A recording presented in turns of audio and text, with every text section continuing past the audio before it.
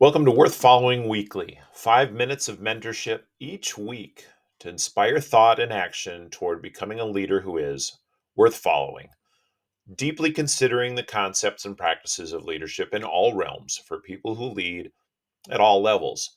I'm your host, lead facilitator for Roots to Sky Consulting, Mark Legvold. I've never encountered anyone who joyfully accepts failure. It's always a disappointment, but leaders and influencers will amaze you with their ability to throw quotes at you to make you feel like they've always got their mindset properly aligned when it comes to failure. John Maxwell published a book called Failing Forward. It's a good book. Mike Ditka, the world renowned football coach, said success isn't permanent and failure isn't fatal. And then there's this one. I don't believe in failure. It is not failure if you enjoyed the process. That's from Oprah Winfrey. And now we're watching in real time the lack of success of the WNBA's newest star, Caitlin Clark, as she goes from the peak of success in college to a struggling start with her new team. This articulates that failure is hard. It challenges us as individuals and frustrates every organization that encounters it.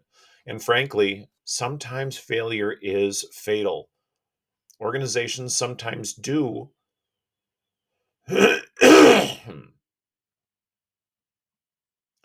Organizations sometimes do experience fatal failure. Individuals sometimes make mistakes that end their lives. Let's be real about it.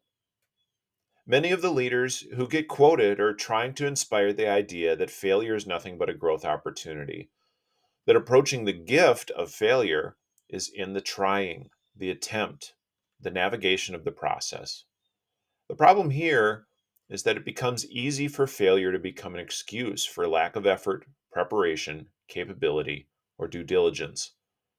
Most of the time, it's failing and then frustrating others that evokes the beads of sweat and heart palpitations because we approach that inevitable conversation with a sense of dread that will be questioned on our preparation, capabilities, or effort. Today, let's look at failure from the leader's perspective and how you can work to set your folks up for more successful outcomes when failure does occur. When starting the relationship with others as a leader who is worth following, do you communicate your value system when it comes to mistakes and failure with your new subordinate? Are you able to speak with certainty about what level of risk taking in processes and innovation in procedure is acceptable? Some phrases I've both used and heard that can spark forward progress that are safe for followers sound like this. I will give you all the freedom you need to move this process forward. Take risks and push boundaries. But I also expect that you'll be able to support those you're working with, have their backs if things don't go well, and come to me able to articulate what went wrong and ways forward. Or this one, push. Until I tell you that you've hit my left or right boundary, the freedom to push is yours. If you are wondering if you're getting close to those boundaries, I'm here to talk things through. Or this one. Your number one job is to keep our people safe, physically, mentally, emotionally, and professionally. That means you have their best interests in mind while innovating and growing your department. My job is to make sure you are safe physically, mentally, emotionally, and professionally. If we both do our jobs, then innovation and progress through appropriate failures can occur.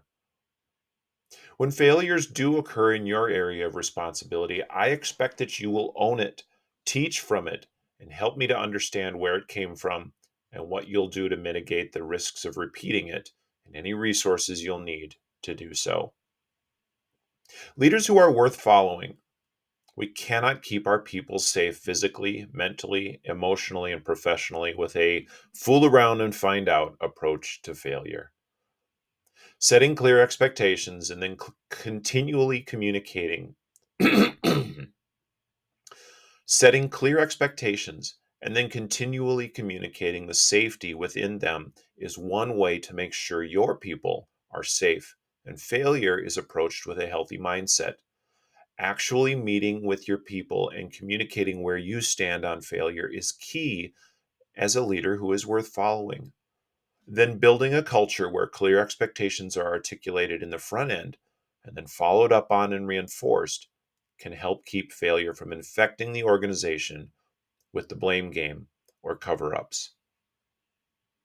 We've spent the last 3 episodes talking about reflection, reflecting on surprise, frustration, and failure. As a leader who is worth following, you can use these 3 simple words to help reinforce an environment where learning can occur and failure isn't hidden. Asking your people to reflect with you open lines of communication and innovation that make surprising, frustrating, and potentially failing situations more safe physically, mentally, emotionally, and professionally, and will help you build leaders in your organization who are worth following. We'll see you next week.